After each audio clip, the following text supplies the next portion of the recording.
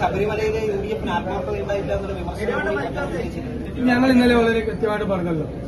ഞാൻ പിന്നെ വീണ്ടും എല്ലാ ദിവസവും ആവർത്തിക്കണെന്തിനും NSSനടക്കമുള്ള സമുദായ സംഘടനകൾക്ക് അവർക്ക് എന്ത് തീരുമാനം വേണമെങ്കിലും എടുക്കാം, അവരുടെ സ്വാതന്ത്ര്യമാണ്. ഞങ്ങൾക്ക് അതിൽ യാതൊരു പരാതിയും. ഞങ്ങളുടെ തീരുമാനം രാഷ്ട്രീയമായ തീരുമാനമാണ്. ഞങ്ങൾ 3 പ്രധാനപ്പെട്ട ചോദ്യങ്ങൾ ഉയർത്തിയിട്ടാണ് ഞങ്ങൾ ഗവൺമെന്റിനോട് മറുപടി പറയാൻ ആവശ്യപ്പെട്ടത്. ഒന്നാമത്തെ ചോദ്യം, ഇപ്പോൾ ഈ 10ാമത്തെ വർഷം എവിടെ നിന്നാണ് പെട്ടെന്നൊരു അയ്യപ്പ ഭക്തി ഉണ്ടായത്? ചോദ്യമല്ലേ? ശബരിമലയിൽ ആചാര ലംഘനത്തിന് അനുകൂലമായ സത്യവാങ്മൂലമാണ് സർക്കാർ കൊടുത്തിരിക്കുന്നത്. ആ സത്യവാങ്മൂലം തിരുത്താൻ സർക്കാർ തയ്യാറാവും. ഒന്നാമത്തെ ചോദ്യം. രണ്ടാമത്തെ ചോദ്യം, നാമജപ ഘോഷയാത്ര ഉൾപ്പെടെ NSS പ്രവർത്തകർക്ക് ഉൾപ്പെടെ രാഷ്ട്രീയ പ്രവർത്തകർ ഉൾപ്പെടെ ആയിരക്കണക്കിന് കേസുകളാണ് എടുത്തിരിക്കുന്നത്. ആ കേസുകൾ പിൻവലിക്കാമെന്ന് ഉറപ്പ് നൽകിയതാണ്. ഒറ്റ കേസും പിൻവലിച്ചിട്ടില്ല. ആ കേസുകൾ പിൻവലിച്ച് ആത്മാർത്ഥത തെളിയിക്കാമോ സർക്കാർ? അയ്യപ്പ സംഗമത്തിന് മുമ്പ് ആ കേസുകൾ പിൻവലിക്കണ്ടേ? ചെയ്തില്ല. പിന്നെ 10ാമത്തെ വർഷമാണ് മാസ്റ്റർ പ്ലാൻ. 9 വർഷം ചെറുവിരൽ അനക്കിയില്ല ശബരിമലയുടെ വികസനത്തിന് വേണ്ടി.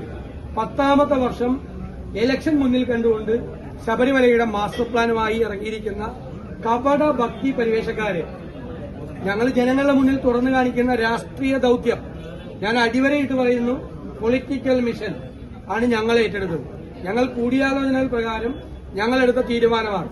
ഗവൺമെന്റ് ഭക്തജനങ്ങളെ കബളിപ്പിക്കുമ്പോൾ ആ ഗവൺമെന്റിന്റെ പൊയ്മുഖം വലിച്ചു മാറ്റി ആ ഗവൺമെന്റിന്റെ യഥാർത്ഥ മുഖം ജനങ്ങളുടെ മുന്നിൽ കാണിക്കേണ്ട ഉത്തരവാദിത്വം ഞങ്ങൾക്കുണ്ടായിരുന്നു. അത് 7 നിലയിൽ പൊട്ടിപ്പോയി.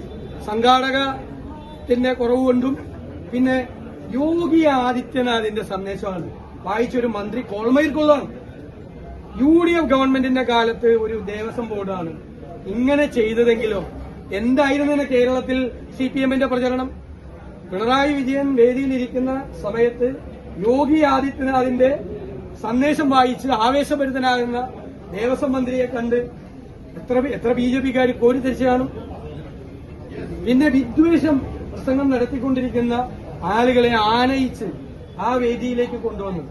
എന്ത് സന്ദേശമാണ് കൊടുക്കാൻ ആഗ്രഹിക്കുന്നത്?